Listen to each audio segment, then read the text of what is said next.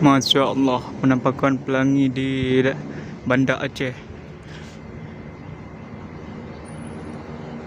Jam 6.30. Masya Allah, indah. Indah banget ya.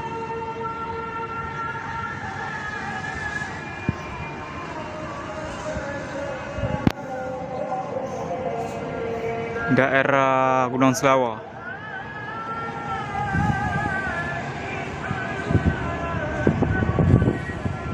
Masjid Raya. Pelangi di tren daerah Gunung Selawar.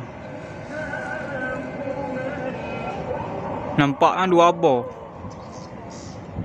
tak ada.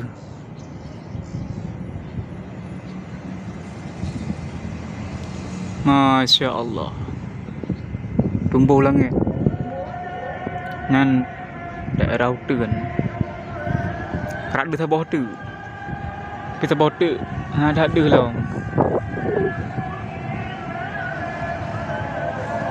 tak